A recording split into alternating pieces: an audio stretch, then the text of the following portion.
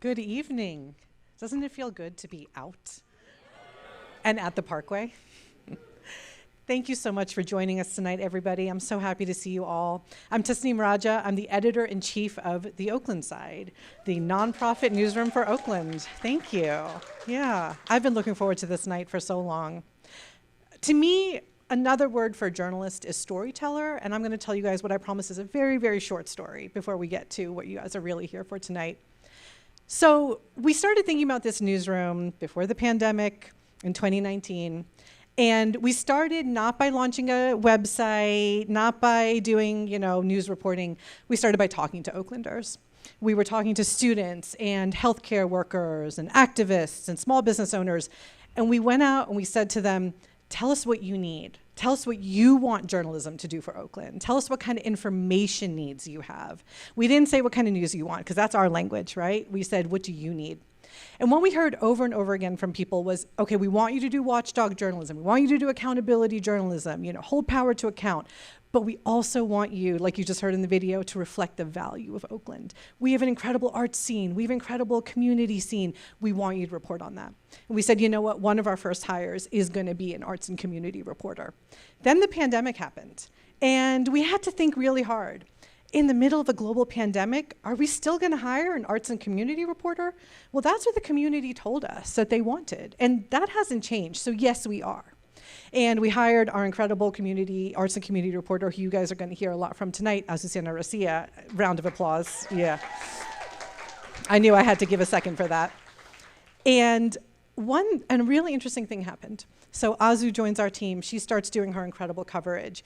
And we start hearing from people saying, I just want you to know that Azu's work is helping me feel more connected to the Oakland that I love in this disconnected time. Thank you for having an arts and community reporter. Thank you for covering the stories that you guys are covering. And I just want to say thank you to the Oakland residents who made sure that we were doing this kind of journalism alongside what we might consider the hard news.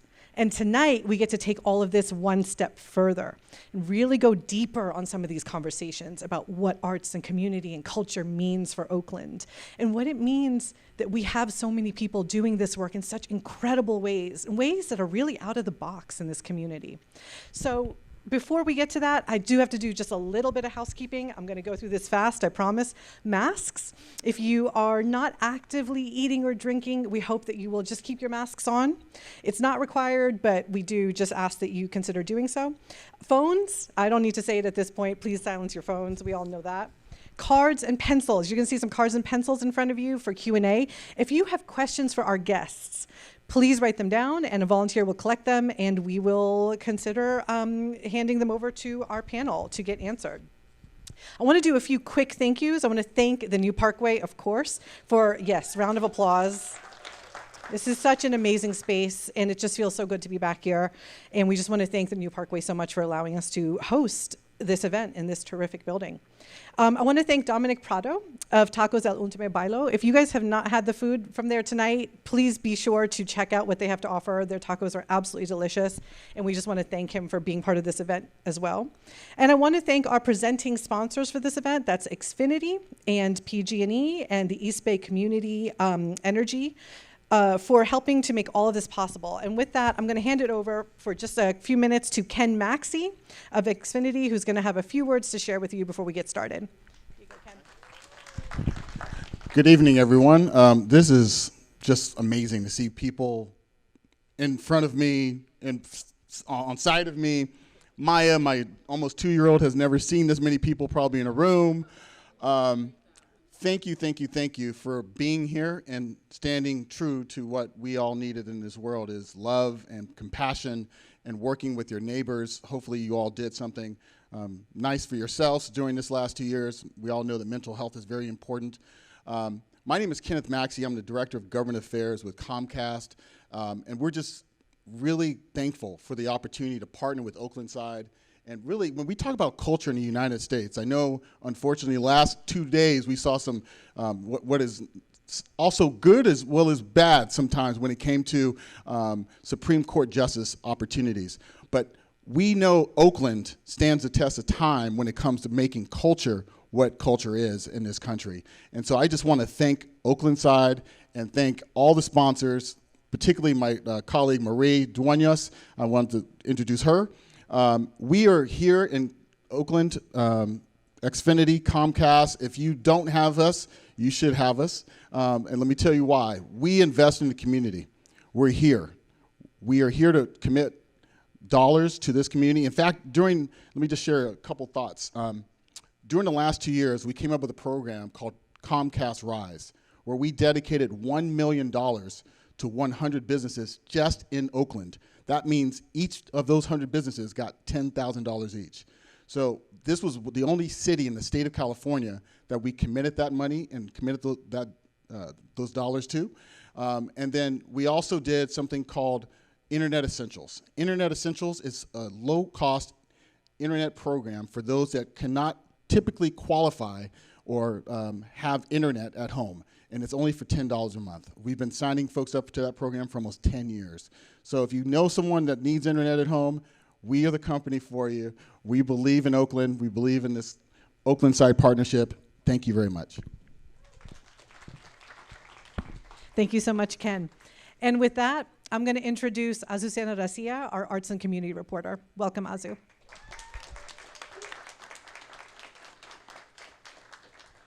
Thank you, Tasneem, so much. Thanks, everyone, for being here tonight. How's everybody doing? Welcome to Oaklandside's first Culture Makers event. I am so excited to be here. I'm so excited to see so many familiar faces. This is just great to just be in person and doing this event. We have a spectacular event for all of you tonight. But first, I think we should start with some live music, right? Yeah. Okay, so I want to introduce to the stage, he is an Oakland artist, educator, activist, and classically trained pianist. Please give it up for Kev Choice.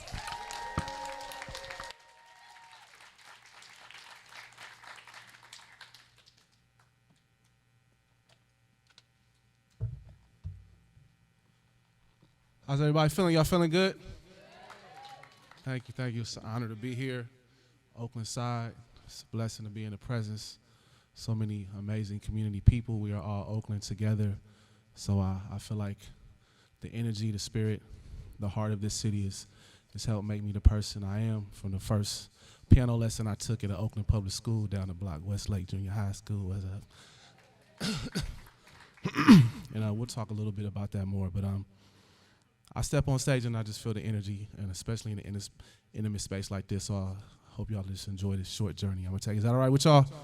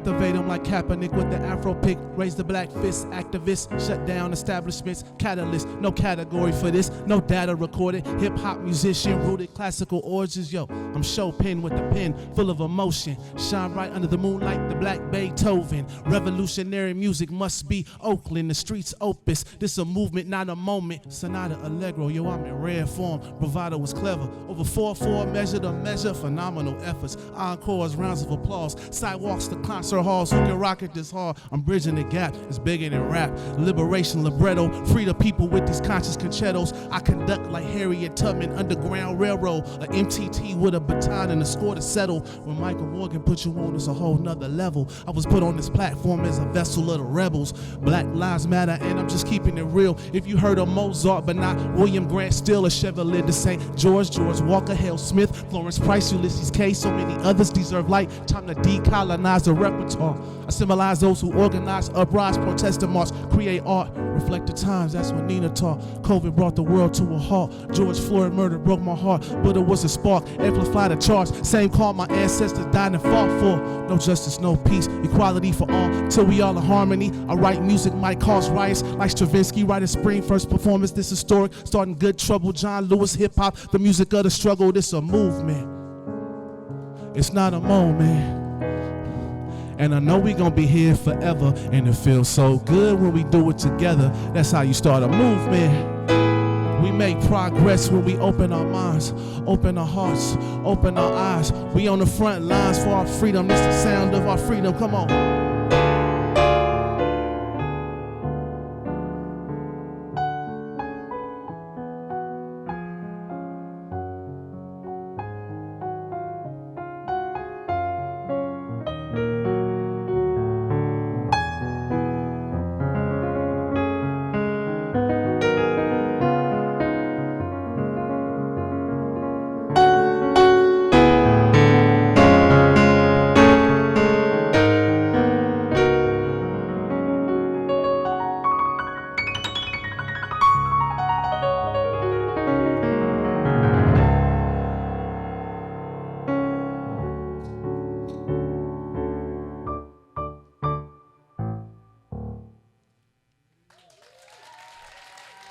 Thank you very much.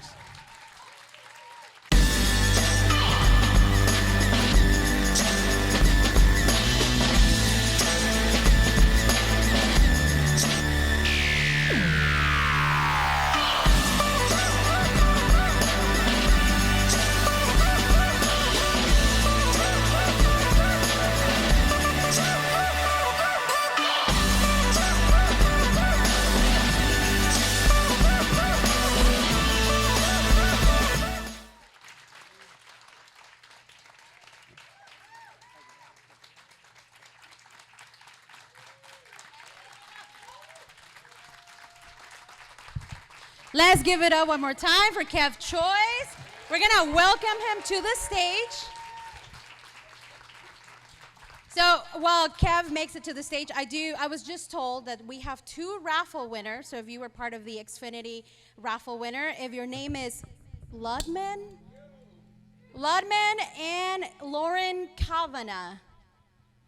So we are gonna have an Xfinity rep contact you to get your prices. I'm gonna hand them over to you. We have your phone numbers. So let's give it up for the raffle winners. All right, so let's keep it going. Kev, welcome to the stage. Thank you. Thank you so much for that beautiful So quick story, so last year, Kev, we did a live-ish event for 1-year anniversary, and Kev was my first live concert after the pandemic, and I was brought to tears. You know, my mask was all wet and salty from the tears, so thank you. It's always a pleasure to be on stage with you. All right, so next up, our next guest of the night. She is an Oakland Tech alum. Any Oakland Tech grads?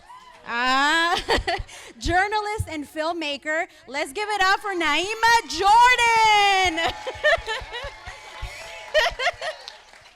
So Niema produced, she's most recently known for producing Bree Way, Promise, Witness, Remembrance. It's by award-winning director Don Porter. The film looks at how the art world reacted to the death of Breonna Taylor. So welcome, Niema, to the stage. last but certainly not least, we have Acatunde Ahmad. He's also a tech grad, a filmmaker and journalist, as well as the creator of the fashion brand Ide de Shea, which he is wearing tonight. Can we just appreciate this? And I have to give it up to his parents because they're in the audience. And look at his mom, fly, best dress at tonight's event. So I also know Tunde because I wrote a story about him when he was working on the fashion line. He sources textiles from Ghana, so he is like Ghana made, produced, and then back to Oakland to have here for sale in Oakland. So if you guys haven't checked that out, please do. I mean, just look at that jacket; that would tell you everything. Thank you for the shameless plug. So welcome. All right, so now I can take a seat and get this conversation started. All right. Kind of tall chairs for a short person. All right, we'll start with you, Niema. The last time we saw each other was back in November, actually for the screening of Breeway. We were in San Francisco, and it was an event hosted by another local filmmaker, Peter Nix, right? So I want to start this event by showing a clip from the film. So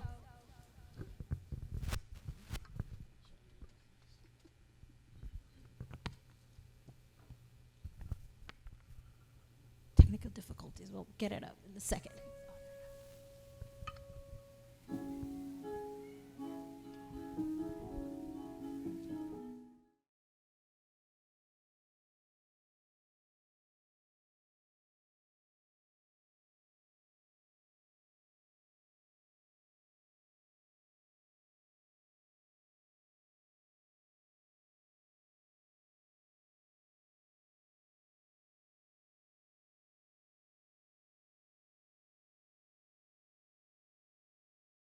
Tell us a little bit about what that experience was like for you.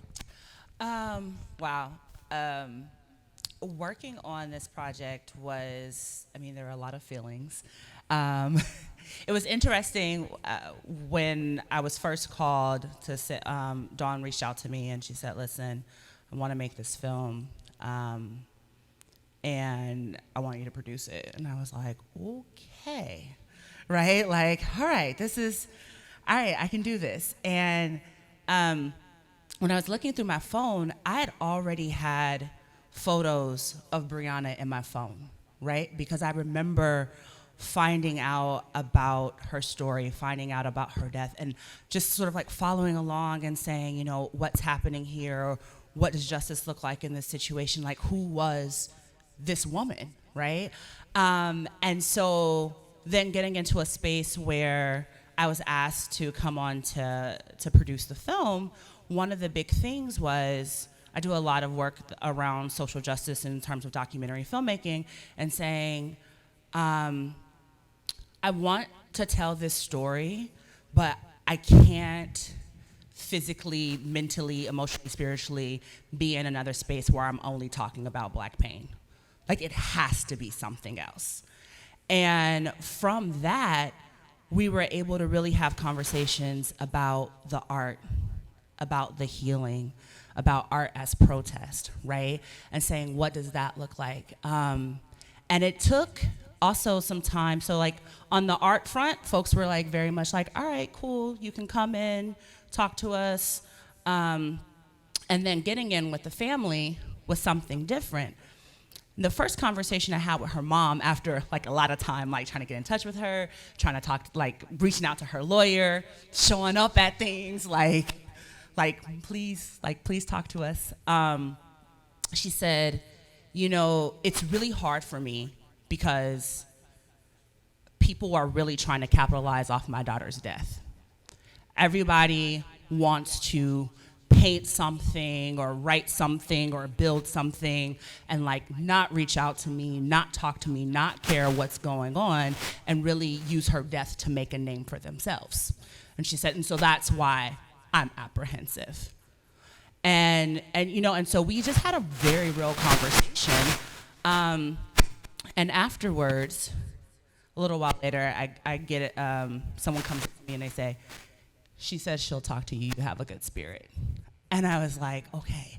So we're, thank you. It was a really interesting moment. And then as time went on, there were all of these different things. In the film, she says, "I was a baby raising a baby." And we had a conversation, and it turned out that Miss Palmer was 17 when she had Brianna. My mom was 17 when she had me. Miss Palmer is in a motorcycle crew. My mom rides. Everybody who's seen my mom knows she'd be on her bike. Like when she was riding. And they're about the same height. And then they also have the same birthday. So there was a lot of cosmic connection, right? There was just a lot with Miss Palmer that we were able to connect with, and I think that comes across in her interview. Also in the access, we were the first film crew that she ever allowed into her home, and I think that a lot of that came from just that space of genuine connection. Out of all the artwork, after you were talking to her mom, you have this cosmic connection truly with her. Was there any particular piece that she has at her home that maybe kind of you were drawn to, that was, I don't want to say favorite, but that you were just the most impacted by? So two things. One didn't make the film, and that is Brianna had a scrapbook that she had put together of like different things throughout her life, and that really like just stuck out for me. It was like pictures of her childhood, like notes with her friends, and then the other thing was her vision board, and her vision board is in the film. But folks who know me, I make a vision board every year. I have a vision board party. I'm board, and Brianna had a vision board, and on her board it was like the house that she wanted. It was talking about being married and having children and how she wanted to change the world, and how when she turned 26, life was just gonna be so different. And that really hit me, right? Because when you get into this space of what we know and what we see so often is the headlines, right? We see the court case, we see the marches, we see the protests. Like, we don't see this woman with dreams and goals and aspirations and this vision. And so being able to sit with her vision board was definitely like a thing that like still moves me so much. We all got to experience, just from seeing, obviously we were seeing on the headlines, but also that summer, we all got to see pieces of Brianna's face. In downtown Oakland, we got to experience what it's like to use art as a form of healing, as a form of rebellion, as a form of justice. So I want to thank you you really did an incredible job with this documentary. And I mean, can we hope to see it here in Oakland sometime soon? Can I put you on the spot with that? I mean, we can talk about it. We put it on the screen. I mean, people can stream it now, but I do think it is a different feeling having it on screen. So tell people where can they stream the film? On Paramount Plus. So go ahead and get your free subscription trial thing. I know how it is. People be like, I'm going to do a trial for 5 days. Make sure you do the trial on the weekend when you actually got some time, or else it's going to run out. But yeah, go ahead and get that free trial. Don't start the trial on Monday. Yeah. And definitely watch. Yeah. Thank you, Niema. Thank you for introducing us to this work that you're doing. Let's give it up for Niema. Now, Tunde, you and I, first of all, I've been a huge fan of yours for years and years. So I told you this when I met you. I was like, oh my God, I'm fangirling. Tunde's like the best. But you and I actually met in person last September? Last September, you were doing a pop-up at Dish Boutique, right? You were doing a pop-up selling, putting it out there to get some clients. So we met because I wrote a story about Tunde for the Oaklandside. If anybody has not read it, please go to oaklandside.org and search Tunde, and you'll find the story. And of course, we have on screen all these beautiful designs. And you just got back from Ghana too. Yep, last week. This is the thing that you do. When we were kind of talking about doing this show, I know you're like, let me check the calendar because I might be in Ghana. Yeah. So tell us a little bit about the process of, you going out there, sourcing textiles, and all this, the beautiful final product that we see. Cool. I think all of this started off back in 2016. I was in undergrad at Yale, and I knew that I wouldn't miss anything if I took a semester away. So I was thinking about where I could go, and me, just having parents who y'all see are in here who raised me to, have a high value of the continent. I wanted to go to Ghana. We had an approved program, so I went out there and, never had any aspirations of getting into fashion or getting into design or anything like that. But when I went out there, my perspective really changed. For a lot of reasons. On one end, it was just seeing all of the beautiful textiles that I hadn't been exposed to. On the other end, it was seeing how they were actually produced. So I only use, so far really, I've only used woven fabric. So just seeing the traditional looms, going to the more rural areas and seeing how, folks are really supporting themselves and really stimulating their economies there through the weaving of these kinds of fabrics. And so I was just, the wheels started turning, and I was like, well, how can I make a fashion brand out of this? And for me, making sure that it was centered around equity, centered around everybody being paid fairly, and also making sure that it was actually produced in Ghana. So it's one thing to be a black-owned business, but it's another thing to actually, from start to finish, like, my fabric is woven there, but like, and this cotton is actually farmed in Mali, and then it's woven and hand spun in Mali and hand dyed in Mali. Then I get it sent to Accra, and then I have a production team in Accra, which is the capital of Ghana, that does all of my cut and sew manufacturing. So when it gets to me in the U.S., all I do is go to, shout out Young's Cleaners, another shameless plug, because I go to them and I say, here's 500 pounds of clothes. Can we get it done in 10 days? They never failed me. So shout out to them. Shout another out to shameless them. plug. But yeah, that's kind of the backstory. But then on the other end, just really researching the relationship between Europe and the United States and the continent. I mean, there's this book by Walter Rodney called How Europe Underdeveloped Africa, and it just talks about the ways that big businesses really just look to the continent for extraction of natural resources. And so for me, I was like, you can complain about it, or you can play your part in making an impact and changing it. And so that's why I do all of my sourcing the way I do. That's why I do all of my production there, and that's why I'm just constantly looking for ways to expand and build on that. I want to say, yes, please, let's give it up for Tunde. How can they get some clothes? How can they follow you? Plug in the work. Come on. Oh, I mean, so the brand is Ade Deshay. I guess this wasn't a good day to wear a white on white name, so whatever. But that's ADEDEHYE. But y'all can, if you search the article, there's links to. So all the links are there. Right. So the links to the website is there on Instagram, Twitter, Facebook, all the social media is just Ade Deshay. Ade is my middle name that my parents named me, obviously, I guess. And that means royal in Yoruba, which is a Nigerian language, and then Deshay also means royal in the language Twi. That is the one of the main dialects spoke in Ghana. So just royal for people wondering what it means, and is it just something made up? Like what? There we go. Royal squared, exactly. Thank you so much for telling us about this project. Like I said, huge fan of everything that you do, and this is just like another side of you that you're like, yeah, I'm gonna be a clothing designer. What's up? trying to make it all happen. Kev, I mean, I want to say that you're always showing up for the newsroom, and I hella appreciate you, because last year you did Live-ish. That came out, I mean, it was so good. So thank you. We're really just grateful that you're always showing up for us. Now you are now back scheduling shows, performing everywhere. Kev is actually going to be performing. He has 2 upcoming shows with the San Francisco Symphony. So make plans to go check out these 2 shows out.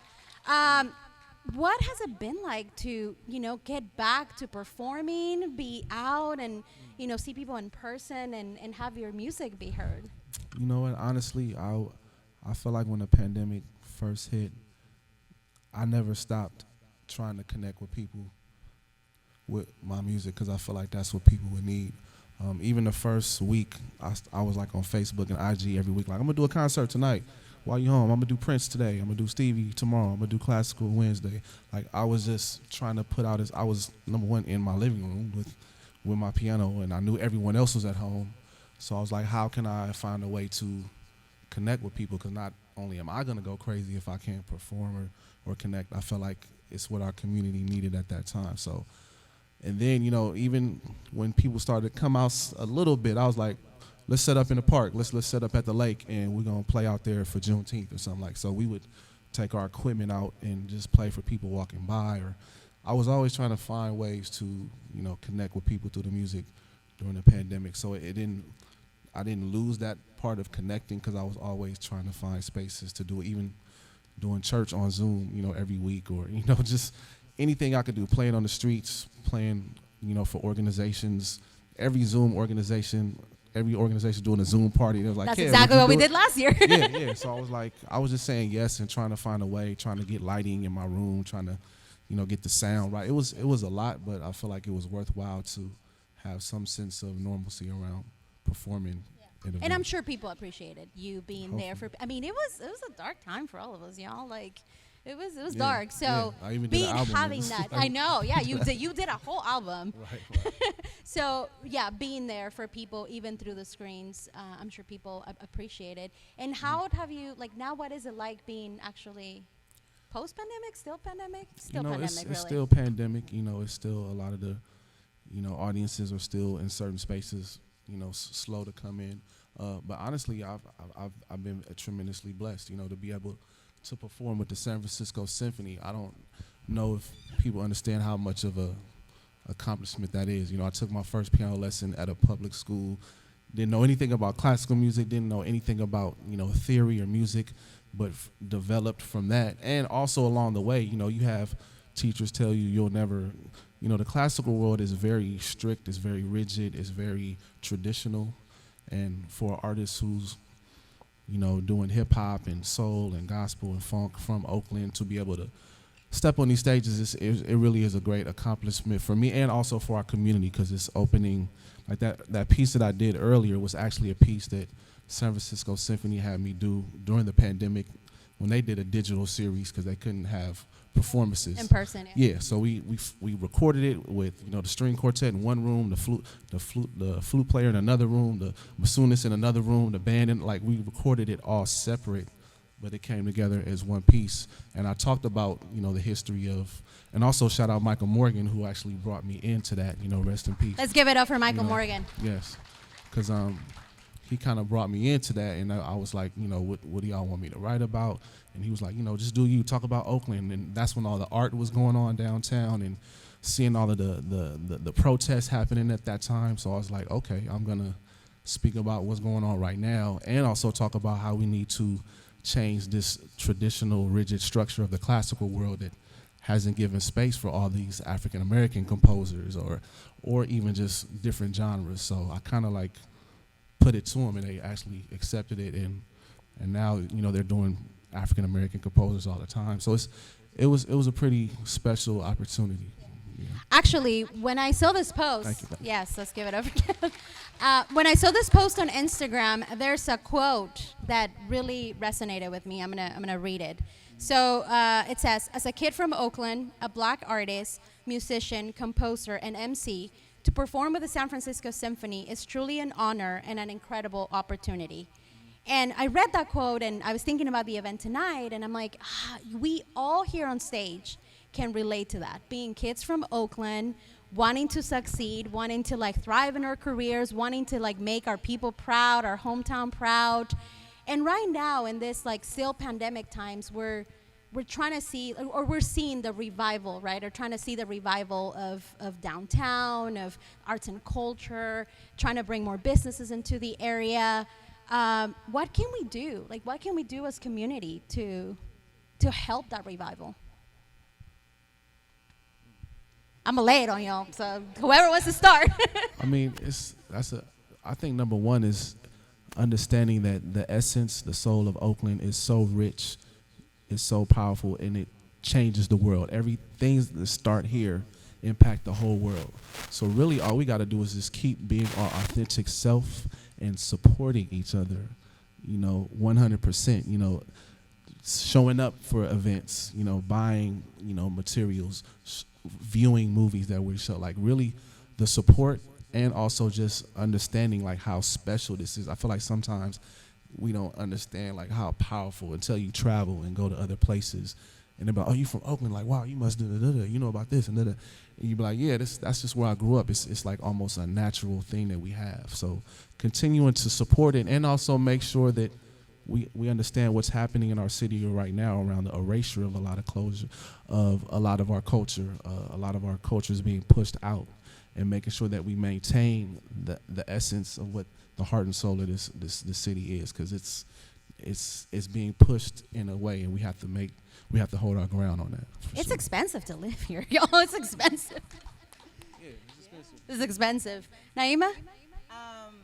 I think, so I agree with everything you said. I'm like, how do I say something different? I think it's really about being intentional, right? There's a way that we can get caught up in our everyday. Life is a lot, right? So what are the ways that you can be intentional about supporting folks, about supporting Oakland? And also, how can you share stories, right? There, like when you think about the traditions of the like oral history and connecting with folks, really saying like, I'm gonna try not to be so overwhelmed, right? I'm gonna step out a little bit. I'm gonna share a story about my family. I'm gonna go and do some research, like hit the Oakland Library, go down there, Oakland History Room, like Shout out to the Oakland History Room. Listen, like learn. There are so many resources here, right? And I think a lot of it is also about like a general curiosity. You pass by something and see like what is the actual history of that? How can you share the history?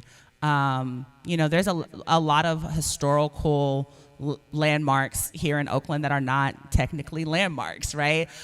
So I think that there's the level of like being intentional in your movements, definitely supporting local artists. Sometimes you have to research a little bit more. Sometimes you have to dig a little bit deeper.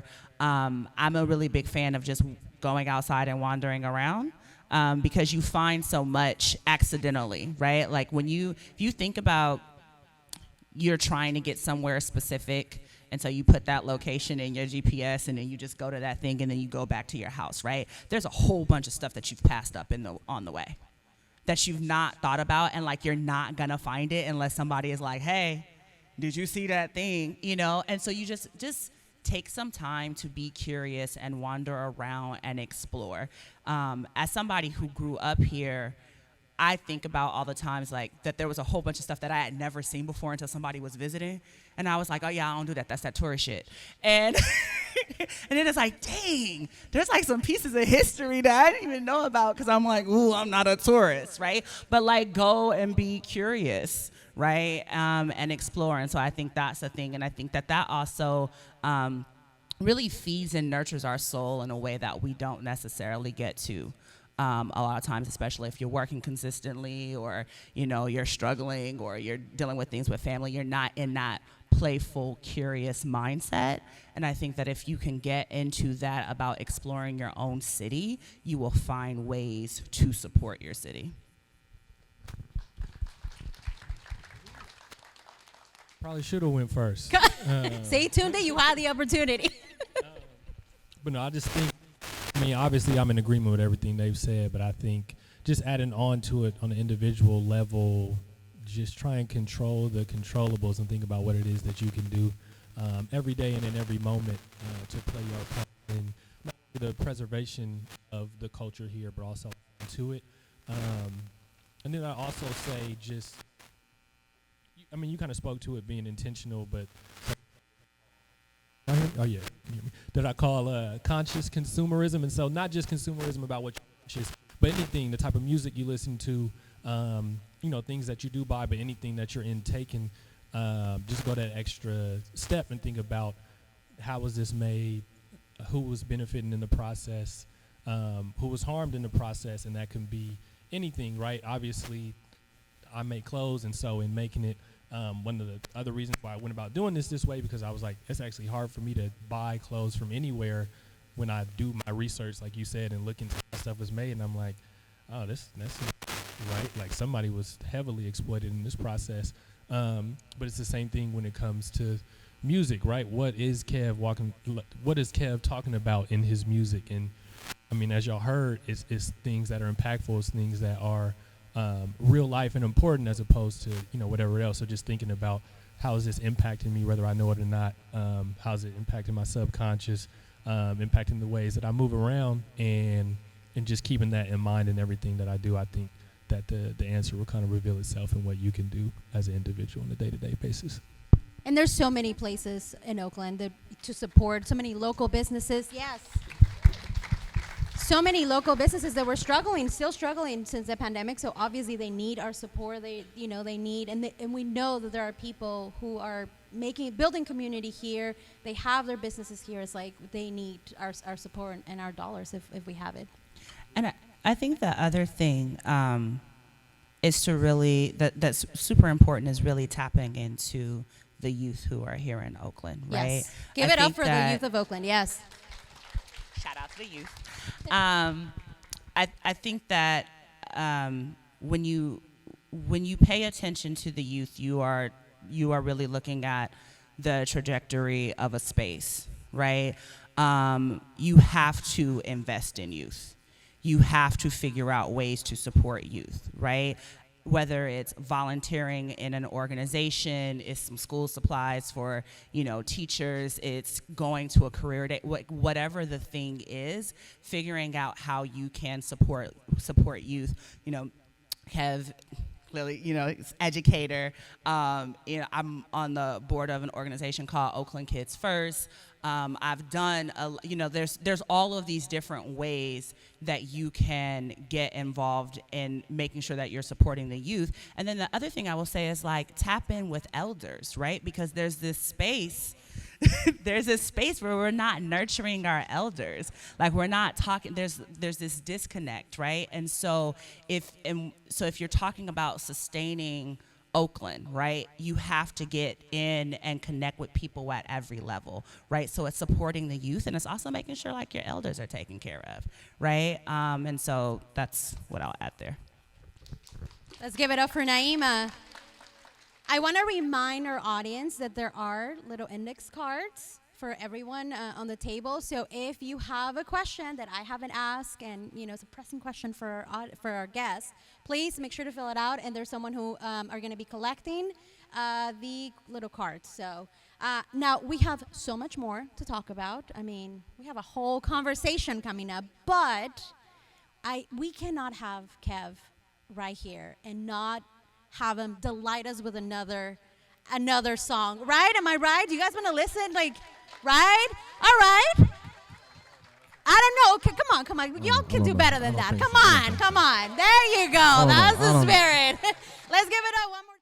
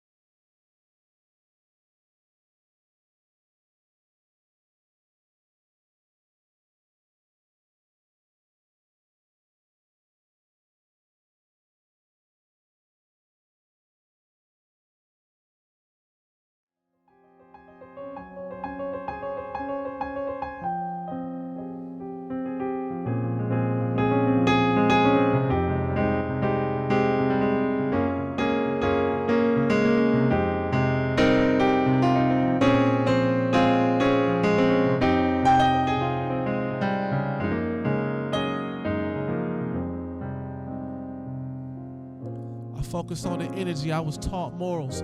I ain't like them other dudes, I am not mortal. Always did my own thing, I was never normal. How she say she used to love me, now we barely cordial. I know I caused a lot of pain and I remain remorseful. Newest to the new edition, Bell Biv DeVoe. Truest to the truth spitting, trying to reverse this karma. Characteristics of most men raised by their mama. Bear my soul, still protected by the gold armor.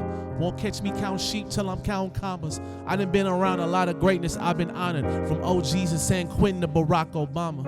I know my purpose deep in that radio play, but I got more heat than anything that radio play. Some people may not even like the way I play, but you ain't John Gruden right here, you ain't calling no plays. I'm Steve Kerr with the clipboard, Lynch with the stiff arm, Kugler on the storyboard. Always visualize myself in the realm of the greats. Take constructive criticism, but smell when it's hate. I know there's nothing that can keep me from my fate. Godspeed, I'm just moving at my own pace. Focus on the journey, the result is destined. 2022, all I'm doing counting blessings, manifesting, learning lessons and progressing. Every direction I'm stepping, bring a conscious presence. Toast to life, celebrating for those in the essence. King Victor, I'ma shine for you, moon and crescent, like it's destined. While you're so peacefully resting, spread your message. Use this music as a medicine. So many of us out here struggling through the pain. Your mother dancing at your memorial made me put a lot of things in perspective. Pure expression, strength through sorrow, something to marvel. Now I embrace every second like it's no tomorrow. Tell everybody close I love them, cause I never know when my time to go. Yours is too soon. How many of our roses never get to fully bloom? We get brothers like you and Nipsey once in a blue moon. Both broke my heart. Irony, both passed away Sundays in March, 21 days apart. A king and young ace. Know that God's saying something, none can take their place. But if the marathon continue, I'm gonna run the race. West Oakland to South Central, buying up estates. Knowing you waiting for me up at heaven gates. We gon' play some Coltrane, we just need a bass. Find Dewey, Jay, and Alicia, you'll be straight. I'll be here counting more blessings than I can calculate. 1 for life, 2 for love, 3 for the gifts, I'm so grateful when they come. 4 for the season, 5 for the fam, and 6 for Oakland, cause it made me who I am. 7 for opportunities, every place that I've been. 8 for good times, and praying they never end. 9 for good health, yo, you see I'm getting slim. Pulled up in a new whip, I could stop at 10, but blessings is infinite, divine, I witness it. Every morning I open my eyes, I feel limitless. Even all the bullshit I be dealing with. Still counting blessings cause I still exist. Still counting blessings cause I still exist. If you feeling blessed today, let me hear you say, oh yeah. And say, oh yeah. And if you're feeling real good in the space, let me hear you say, oh yeah. And if you're glad to be with us tonight, let me hear you say, hell yeah. We do it Oaklandside, we do it for the pride. We do this music cause this is the way that we survive. It's not a 9 to 5, this is a 24-24. Kev Choice and I represent the 510. I went to Skyline High School, I learned the flow. In Westlake, I couldn't be fake. I went to Brookfield and Burbank. And I roll like a tank down these streets. And I bring the heat when I'm on these beats. And even on piano, I got a rap style that not many can handle. They never put me in the conversation top 5, but I guarantee I'm one of the greatest alive. And I do this music cause this is how I thrive.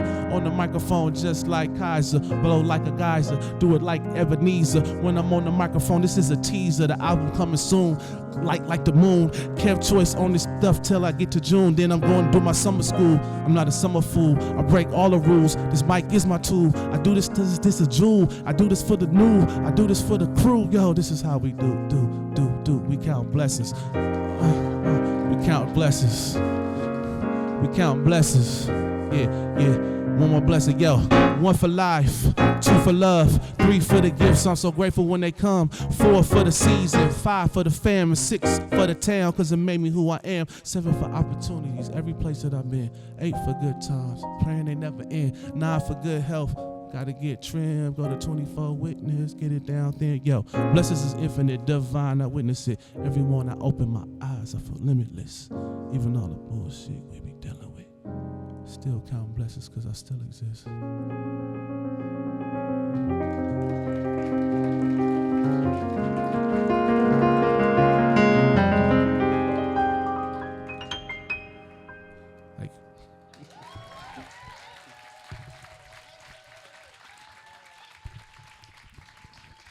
Little song. So y'all put me on the spot, man. Put me on the spot. Let's give it up one more time for Kev Choice, everybody. California is leading the way to a cleaner energy future. And when we generate clean power, we're doing more than just protecting the planet, we're making our communities safer. At PG&E, we're proud to have connected more solar rooftops than any energy company in America. We're deploying some of the world's largest battery storage facilities so we can use renewable power at night. And we're investing in a smart grid that makes widespread adoption of electric vehicles possible. Back to us. We still have some more to talk about. Don't forget, he will be performing with the San Francisco Symphony March 26th and April 3rd. So, get those tickets. Go check him out. Also, anyone who has a youth between, because the night for the San Francisco Symphony on March 26th is called Teen Night, so it's geared towards a teenage audience, 13 to 19. If you have a child or a student between the age of 13 to 19, come reach out to me, and we have free tickets that we're giving away to community who work with youth. So just come approach me, and I'll work that out for you. Thank you, Kev. Thank you so much. Now, I want to kind of shift gears and talk about something that has been in everyone's radar, everyone's mind. Last month, the Oakland School Board voted to shut down 7 schools over the next 2 years. We have seen 2 teachers go on strikes, parents tearfully calling into school board meetings, trying to stop this, children leading marches that drew hundreds of people, showing up to support the youth. But the district is also in a financial crunch, and they say that that's what they say, though. Fewer schools, with fewer schools, they can invest in teachers and other schools that remain open. Now, all 4 of us on stage are products of Oakland schools, right? Am I right? I graduated from Oakland High. Shout out Wildcats. Go Wildcats. I know, Kev, you're a Skyline grad. Yes, Skyline, Titans. Let's go. And then we have Niema and Tunde, both. Yeah. Do your thing, tech grads. Come on. Don't hate. I know there's a lot of tech grads in the audience, right? Come on, who's a tech grad? Hey, yeah. By the way, congratulations to Oakland Tech's women's basketball team for winning the championship. Come on, let's give it up for the team. OT. Also, I want to give a special shout out. All the photos that you're seeing on screen right now are by our amazing visual photojournalist, Amir Aziz. I know he's somewhere here in the audience. Yeah, he's like somewhere out there. And also a special shout out to Ashley McBride. She is our education reporter. And man, she's also here. She's somewhere here too. There she is. Come on, Ashley. She has been doing just an amazing work. I mean, this girl stayed up until like 4 in the morning. 3 last night listening to, all this OUSD debacle. So, Ashley, thank you. Let's give it up for Ashley, please. Hey! So, yeah, I want to talk a little bit about this OUSD. I mean, we wouldn't be here, right, if our schools would have closed. We would have been marching probably, trying to get our schools not to close. So, I know you, Kev, you were out there like on the front line. You were part of the Artists in Action concert to support the teachers who were in strike. You were at Westlake. I mean, you're a Westlake alum as well. So why was it important for you to be there in solidarity? I mean, for a myriad of reasons, a lot of reasons. Of course, just as an Oakland, like you said, a product of Oakland Public Schools, OUSD, it's something that's dear to my heart. Also, as an educator here in the city, I've paid attention to these struggles, and also just be mindful that this is not just something that has just come out of the blue. This has been happening over the last couple of years. There have been schools that were previously closed. This is kind of like the second phase of those closings. And also just paying attention to what goes on with OUSD. We know they had a strike a couple of years ago with a teacher strike. We know there's this huge battle between public and charter. And so when this last round of closures came up, I definitely had to jump in. Also, another one, the school that I actually went to, Brookfield Elementary, was on that list as well. Also, a school that I taught at, Parker Middle School and Elementary, was on that list. And now there's the list was trimmed down, and there's 2 schools left for this year, which is Parker and Community Day. And it just broke my heart to see, like you said, to hear the children calling in, to see the teachers putting their lives on the line, like literally almost dying, like fasting for 17 days. Like I went out there and, tried to bring them food and I was like, what can I do? They was like, well, every Friday we're having like a community gathering, so just come perform. So again, we just kind of brought my band out there, and we just trying to bring some joy and inspiration to that space, because they were like say sacrificing their lives for this movement. And like everything in Oakland, we see something that is affecting our people, and we try to get involved and use our voice for it as artists, as creators. I've been over to Parker. They're still organized. There's actually a march tomorrow, March 26th. There's actually a big march to stop the closures of Parker. So look for that information. Like, this fight is not over. They're still trying to close these schools. Now you got parents who are taking over this, like just parents with, young parents with children trying to organize, trying to hold meetings, trying to fight these closures. So the fight is still going on. There's a big march tomorrow. Go out there and support it. I think it's in East Oakland. And yeah, it's just devastating. OUSD has been mismanaged for years. We know it's been taken over by the state before, and it's political. It's mismanagement. And it's also not standing up for what the needs of the people is, which is these community schools are staples in those. Like Parker is like from like almost 100-year-old school. Like, how are you going to close an institution that's been there for so long? Some of those kids have nowhere else to go. Like, it's just it's devastating to even talk about it. But the fight is not over. Just make sure you support the teachers, the parents, and the students who are continuing to fight for their school communities.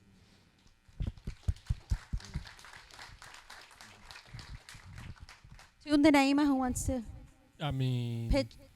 Your mom is a lifelong educator. Yeah, so my other hat was I also taught in OUSD. I taught with the African American Male Achievement Program. But my mom is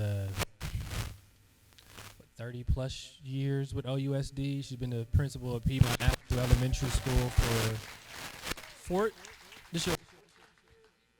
Piedmont Avenue, also not Piedmont. Piedmont Avenue Elementary School. Let's clarify. Oakland Unified School District at one time had do y'all still have the highest population of African American boys in the district at your school? Second highest. So I just have to say that because some people hear Piedmont and think that it's like the purple and white Piedmont, and it's not. But and before that, she taught at Chabot Elementary. She taught at Peralta. Was one of the founding teachers at Eli Day, which is a private African centered school in East Oakland. And so just coming from that legacy and being a product of OUSD. And then when I came back to Oakland, like during the pandemic, the first full-time job that I took was teaching with the African American. And so I say that to say, obviously I've been talking about fashion and clothing, but that's like my side hustle, to be quite frank. Like my full-time gig was doing that. And so, this is something that I'm also, it's just something near and dear, and I'm committed to, because I know what OUSD can be, even though, I graduated in 2014 from Oakland Tech, and then Montero Middle School and Chabot Elementary School, because my mom taught there. And so we say we are all products of this system, and so there's a reason why we're up here. But Kev obviously is the one who is really, really close to it, and so I said I just want to say my part in understanding that this is something that we all support and get behind.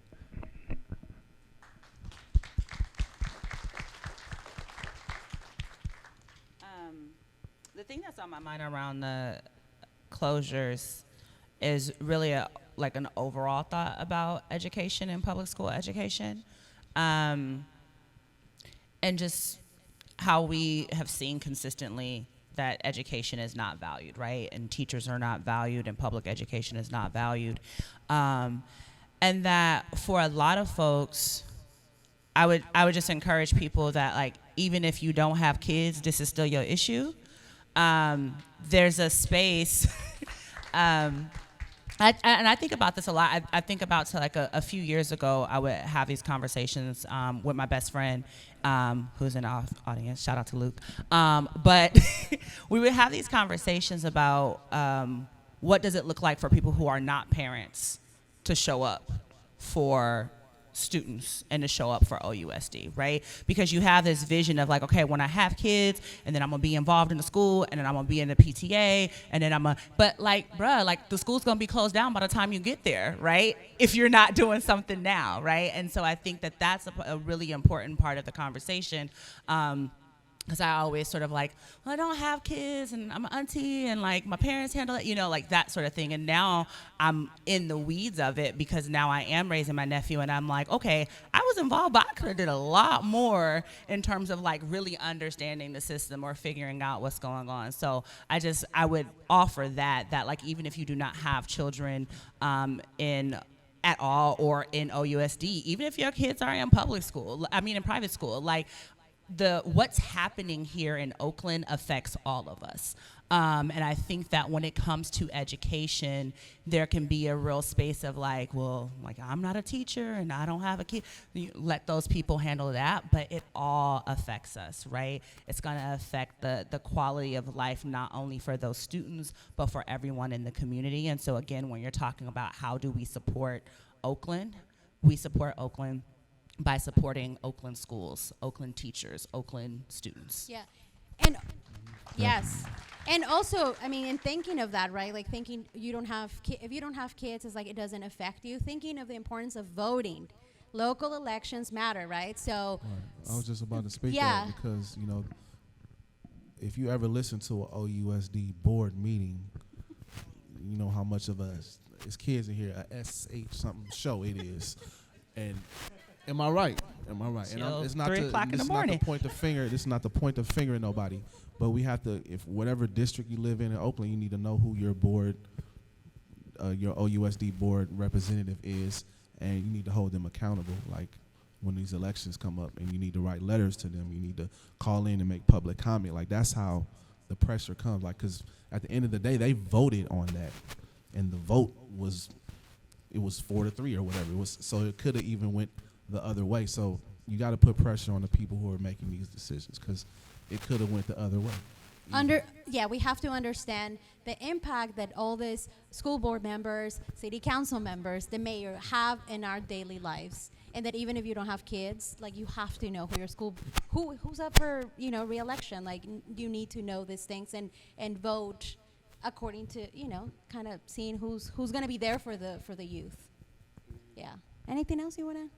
Anyone add? I mean, I think Niema spoke to it, but I mean, we were speaking very much from the education standpoint, but just think about the other impacts that a youth who, if you're in a classroom with 30 people versus 20 people, obviously you're going to have more direct access to your teacher. If there's more funding for one-on-one reading tutors when you're in elementary school, then your early literacy rates are going to rise. And as my mom says, children learn to read until 3rd grade, and then after that, they read to learn. And so it's really important that especially on an elementary level, you have a better teacher to student ratio because that's when you really need that direct communication and relationship with teachers to get things done. And coming out of this pandemic, I mean, I can speak to it when we're on a Zoom meeting. You can imagine managing 25 9-year-olds on a Zoom meeting versus 17, that 8 students makes a big difference because it's difficult to engage with folks on a one-to-one level. But then when you think about as people get older, what happens to a student that didn't have that fundamental literacy level reached, right? Do they just keep getting pushed through the system, and then when they graduate, what is their outcome going to be? What activities are they more likely to engage in, and then how does that affect the rest of society? So it extends beyond just education, and if you care about the education side, I mean, you care about everything, right? You care about public safety, you care about incarceration rates, you care about just the overall social fabric of the city, and this is the foundation to all of that. If you're not getting a solid foundation due to the lack of available schools for you, then what do you expect the future for a student like that to be? So I would encourage, of course, I'm going to plug Ashley's coverage again. So if you haven't, if you're like, you know what, I should learn more about what's going on with OUSD, please go to oaklandside.org. Just search that education tab, and my girl has everything and anything she's been covering. So thank you, Ashley. We have so much more to talk about, but I know that earlier in the evening we were asking folks if they had questions for our guest. So if you fill out one of your cards, we have. Thank you, Jacob. Okay. Thank you so much. That's Jacob, our managing editor. Let's give it up for him, please. All right. Okay, so we're going to get started. I don't, it might say it's for one of you or all three of you will answer, so we'll just kind of take it one by one. Okay. Okay. Can each of you tell us about an Oakland moment that inspired your work or your career? I'll go and I'll say it quick. On the fashion side of things, I talked about why I did things the way I did in Ghana, but I'll say going from all Oakland public schools and being at Oakland Tech when Chief Keef was out and we all wanted True Religion jeans and Gucci belts and foam posits, and just thinking about how a bunch of kids from East Oakland who didn't have the real money and funds to buy that would save money or do whatever to get money to buy these things because we cared so much about that. And then I go to Yale and I'm meeting the literal kids of billionaires who I go to their closet and they got 7 outfits, and thinking about how we in the city have been conditioned to think that we needed these different trinkets and attachments to things that really don't have any value. And there's a lot more to be said about why that has been the case, and blocking us from home ownership and thinking that we have to have these other things that signify our self-worth.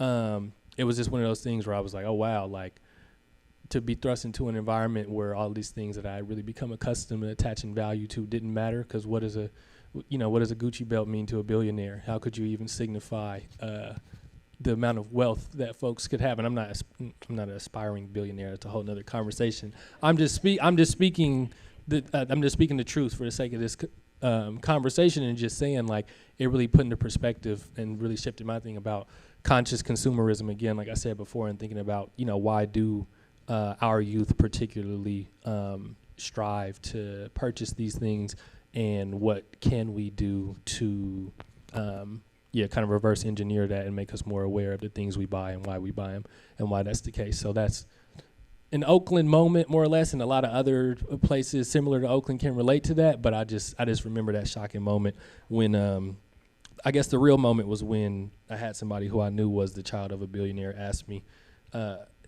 how much something that I had on cost, not because they were like snickering or making a thing, but because they really didn't know, because they had probably never set foot in one of those stores, and that made me reevaluate some things. Anyone else want to answer that? I had I was about to go like education and like something that happened in my classroom, and then I was like, but is that an Oakland moment? Like, what is something that other people would know about? And the first thing that came to mind was when the MC Hammer movie came out, and it's like the series of videos. All right, y'all, I used to watch a lot of, like, I had the MC Hammer doll, and then I also used to like watch the videos. Like, I would get home from school and like watching him in the boxing ring, and it was like it was a whole thing. But I remember it because I was like, he's from Oakland and he's on TV, right? Like that. So when I think about things that inspire my work, I think about seeing people from Oakland in certain spaces, right? And so, it's Hammer, but it's also, honestly, and I always say something about her, but Danielle Smith is my favorite journalist, and she's from Oakland. And I remember learning that the editor-in-chief of Vibe magazine was from East Oakland, and I was like, oh, there's some stuff I can do, right? And then her book, more like wrestling, like the girls went to Bret Hart, and I was like, oh, that Bret Hart is my middle school, right? And I think that space of like seeing people from Oakland in certain roles made me understand that there were certain things that I could do. And also knowing that it was so important for me to let them know that it was so important for me to know that they were from Oakland is also why every time I talk, you hear me say I'm from Oakland. Like when I do my intro anywhere, I'm like, my name is Niema Jordan. I'm from East Oakland. Like people might not know what that means, but it's important, you know, to me and to folks who are from here. And so that's my Oakland moments, plural, I suppose. Being from Oakland, we do the most, right? All the time. Anytime, all the time. All the Where are you time. from? Oakland, East Oakland specifically. And I grew up, I went to school. I had somebody ask me, and I was like, where's Oakland? I was like, excuse me? I'm offended by the question. Are you serious about this question? Do you want a history lesson? Everyone, you know, no, it was a thing. But we are that extra. We do it's the important. most. Yeah, it's important. Yeah. Also Yeah. very low key sometimes, though. Yeah, true. I think I'm gonna just go back to early experiences performing in community, places like Festival at the Lake, Festival, you know, at the Dunsmuir, you know, Earth Day. That was like my first performance.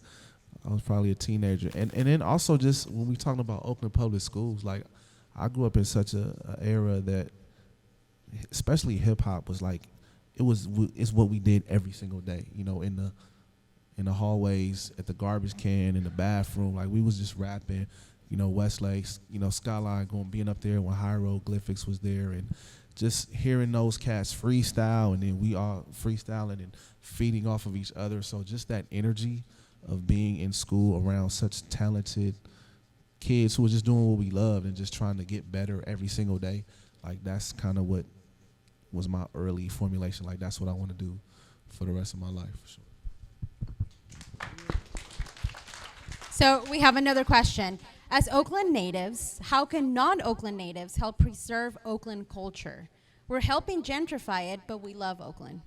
Who wants to take that? How long we got? How long we got? I'll start because I think it's a really important question, and I'm glad that whoever asked that question did ask that question, because I think that level of curiosity about preserving culture of a space is not one that a lot of people have. I always say, like, folks come here and they act like certain things didn't happen before they got here. And it's like, oh wait, we've been doing things. You're not, you know. So I say that to say, one, meet some people from Oakland. Actually talk to them. Also go east of the lake. It's like a big thing with me. I'm like, people are like, this and this about Oakland. I'm like, have you ever gone east of the lake? No. All right, let's figure that out, right? Also, there's that volunteer and like youth space and like getting involved in terms of education, right? But it's also approaching spaces and people with a level of humility. I think that if you can do that, then people are so open. I remember in the past few weeks, I've had different conversations about like how people in Oakland are. And one person said to me, like, people in Oakland are hella rude and don't like you if you're not from here. And I was like, that's a lie. What'd you say? Like you said something to make somebody spaz on you. And then I had somebody else say, like, oh my God, only in Oakland am I in the middle of the dance floor and I don't know anybody, and everybody's inviting me along and telling me that I can come join in with them, right? So it's how are you approaching a situation? If you're coming to a space with a level of humility, that's really important, right?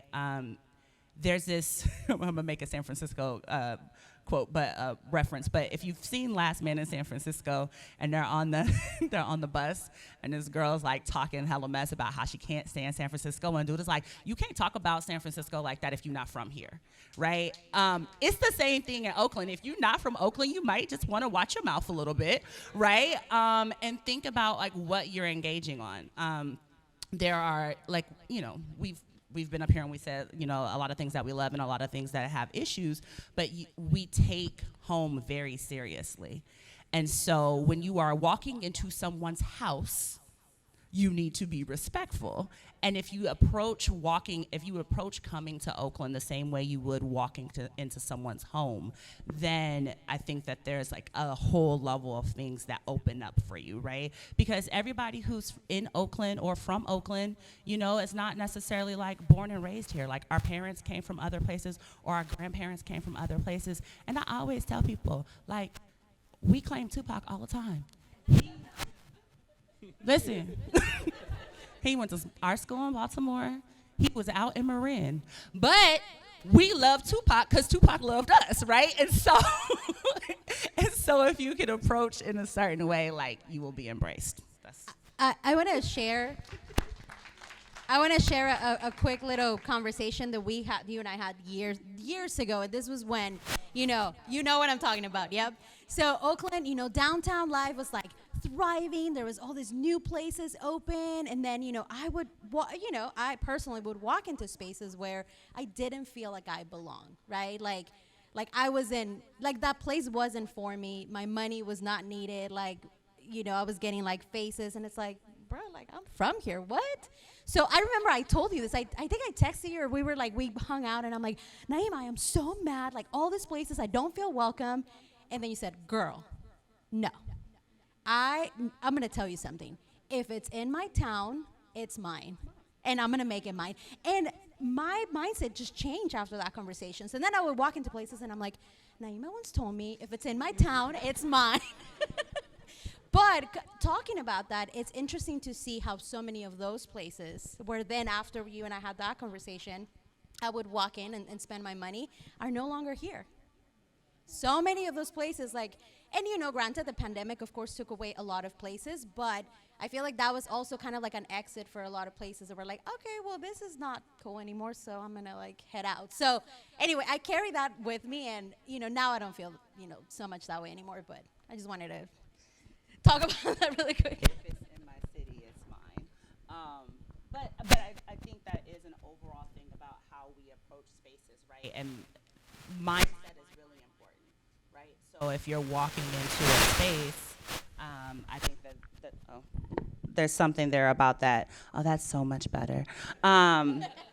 Just that level of energy, and I think it's important. And with everything, folks from Oakland are very loving. We are all about community and home and learning, and it's important that people recognize that and tap into that. Yeah. We have time for maybe 2 more questions. Okay, but I'm gonna stop talking I think then. what we're gonna do, because there's a lot of great questions, I've been skimming through them. I think what I'm gonna do, and I'm gonna ask my editors, and hopefully they'll say yes. I think we're gonna hold on to these questions, and we're gonna turn this into a Q&A for everyone to read on the website. Would you be Ooh, interested? I like that. Yes. All right. So we're gonna hold on to the questions that we didn't get to ask, and then next week when we have, we'll let you know on the Eventbrite that the questions are up. So then the rest of the questions that we didn't get to, everybody else can get a chance to. I like that idea, because Yeah. I was going to say, just slide in my DM and ask me what the question was. But this is a much better idea, Yeah. much So better. we'll do this, and we'll give all of you the chance to answer the rest of the questions. So we'll take 2 more questions. Okay, this is for all guests. In regards to dreams, what did you wish an adult had told you as a teenager?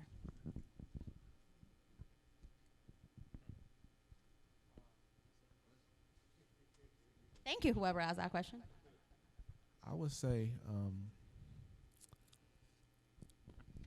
I think a lot of times, parents or adults feel like there's a certain path, that you have to take. Like you need to go to school, or not to say that there's anything in school, but just to be yourself and follow your authentic path. Like even for me as a young, African American, studying classical music, rapping. Even my mom was like, "What you mean you gonna rap? You gonna play classical?" Like, she was like, "What you boy? You better go in there and do your math test." It was. Or even I even had classical piano teachers who would tell me, "Well, you'll probably never make it to be a concert pianist, but you'll maybe you can do jazz, or maybe you can do some other So they didn't understand what path I could take as an individual. So I would just wish that someone had told me follow your individual path and don't listen to what anyone who says you can't do what you have in your mind. So just achieve what you want to achieve, and don't follow any certain specific path or whatever. Niema, what you got? I would say I wish people hadn't projected their fears on me. So that's more so for older folks, right? I think that when we give advice, a lot of times we can give that advice from a space of fear. And so for the adults, not giving it, giving that advice from the space of fear, I think is really important. I think the other thing with that is this idea of like a safe route or a stable decision is all foolishness. There are no safe choices. So just, so just go out and do the thing, right? Like, go out and take the risk. You can always come back home. You can always go try to do something that you don't actually like, that's boring as hell, whatever, right? Like, go out and take the risk. I tell people all the time, I wanted to major in creative writing, and my mom was like, no, you need to do something safe, like journalism. And then the magazine industry crashed. So... and then, so there's a thing. So, like, don't go with the safe option. Go with the option that inspires you. You can figure out all the other stuff. Because everybody, who went with the super safe option, they just gonna quit in 5 to 10 years anyway and want to do the stuff that you've been doing the whole time. But that's another story. All right, Tunde, we'll end with you. I'm in agreement there. Definitely, I would just say continue doing something artistic, or if you haven't done anything artistic, just start learning in some way. It's the age of YouTube. You can get an intro to anything on YouTube. And then the other thing I'll say is travel. As much as I love Oakland and being born and raised here, there's so many things that I just learned from getting outside of here. And that's, national travel, international travel, and just learning cultures of other places and understanding it's a million different ways to live that work for different people. And you'll be surprised by what you learn when you go somewhere and have an open mind and respect the culture and the way that people do things there. That is, let's give it up for Tunde. We don't have more, we ran out of time, like literally, but you already know next week we'll have all the questions that were not answered. Don't worry, I will safeguard all these questions and we'll have them answered for you. I want to let's give a round of applause for our guests, please. Yes, Kev, Niema, Tunde, thank you so much. I also want to thank our sponsors, the new Parkway Theater. Thank you so much for hosting us. Thank, the Oaklandside. And most importantly, thanks to you, our audience. Thank you so much for supporting our work and for being here tonight. And I want to remind everyone that we have another Culture Makers event, and that will take place June 23rd. So we will reveal the lineup pretty soon, but it's just as great as the one that we saw tonight. So June 23rd, get your tickets now. You can scan that QR code. If you know someone else who couldn't make it tonight and they want to make it to the next one, make sure to let them know. Tickets go on sale now. Tickets are on sale now, so let people know. Thank you again, and let's give another round of applause to our guests. Thank you. This was Oaklandside's Culture Makers.